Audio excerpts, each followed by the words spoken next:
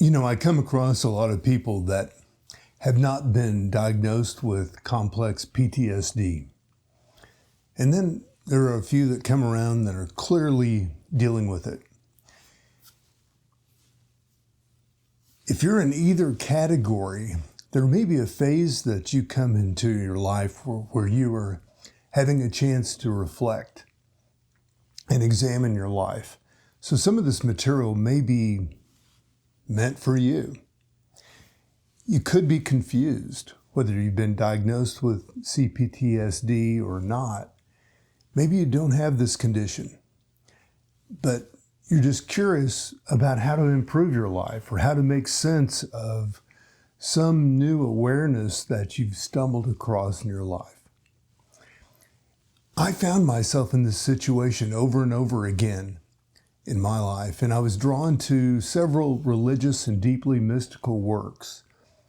So I had questions that were not answered through the usual channels, through education or church or social groups.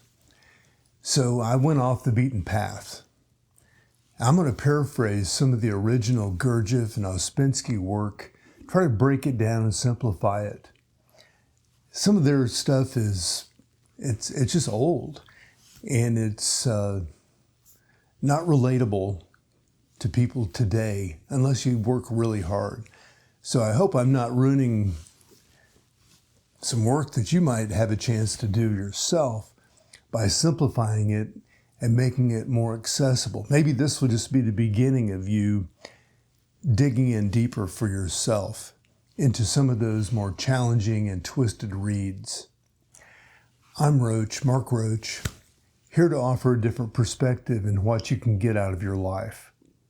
So here's a modern and sophisticated rewrite of In Search of the Miraculous, Chapter 9. And, I hope that you'll find this more upbeat and an engaging version of that text. At one electrifying lecture, Gurdjieff unveiled the universe's diagram in a dazzling, fresh way.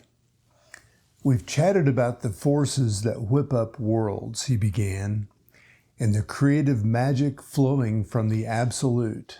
Now, let's dive into the drama unfolding in our already bustling universe. Remember, creation is an endless dance through a cosmic scale. Growth is so leisurely that to us, planetary conditions, they seem set in stone, he said. So let's catch the ray of creation, post-creation. The Absolute's influence on the cosmos is ongoing. Each world impacts the next, just like the Milky Way's suns sway our sun, which in turn nudges the planets. All planets nudge the Earth, and the Earth nudges the Moon. These cosmic influences travel through starry and interplanetary space as radiant waves. To explore these radiations, let's simplify the ray of creation. Absolute Sun, Earth, Moon. Picture it as 3 octaves of radiations, one from the absolute to the sun, another from the sun to the earth, and the third from the earth to the moon. Let's unravel how these radiations dance between our 4 universal cornerstones. We need to find our cosmic niche and grasp our roles within this triad of radiations among these 4 points. In the first octave, the absolute hits 2 notes, Do and Si, with an interval between them. Then come La, Sol, Fa, a cosmic melody. An interval appears, filled by an unknown yet inevitable shock, followed by Mi and Re. The radiations reach the sun. 2 notes within it, Do and Si, then La, Sol, Fa, radiate toward Earth.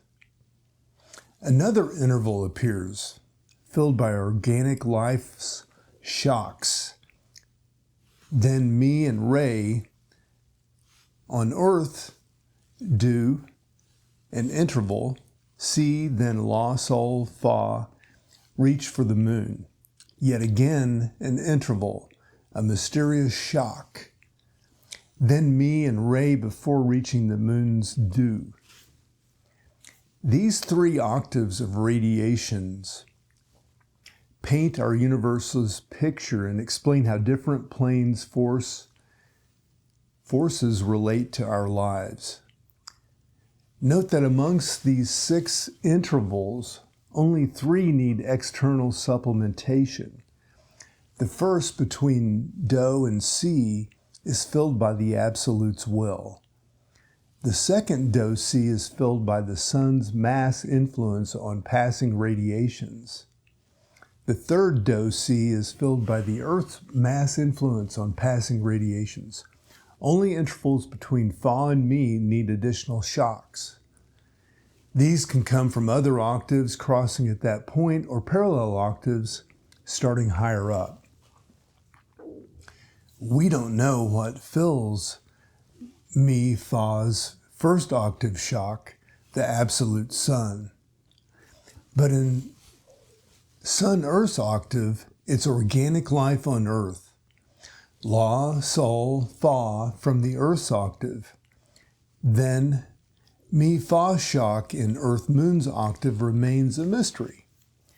It's key to understand that a point of the universe means a specific hydrogen combination organized in a place, fulfilling a function in a system. A point isn't just hydrogen, it's spatially limited. A universal point can be identified by its dominant hydrogen number. Examining these 3 radiation octaves, absolute sun from the triadic law perspective, reveals Do as an active force conductor, 1, with carbon matter acting upon it. The active force creating Do in the absolute represents maximum vibration frequency or density. The term density of vibrations aligns with frequency of vibrations, but opposes density of matter. Higher matter density means lower vibration densities and vice versa. Finally, rarefied matter boasts greatest vibration density. Dense matter slows vibrations nearly to a halt.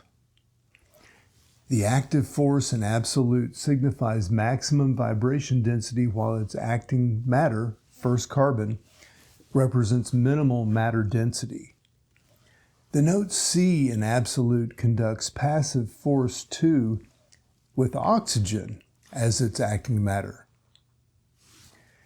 So this work of Ouspensky and Gurdjieff, although technical and doing my best to communicate these octaves and the illustrations that are presented in this chapter of In Search of the Miraculous, but this work of Ouspensky and Gurdjieff was instrumental and helpful to me in developing and rekindling my, discovering my beliefs, restoring confidence in my fellow man. It helped me appreciate the twist that was handed me by my childhood trauma and the interesting life that followed. I'm Mark Roach. All the best.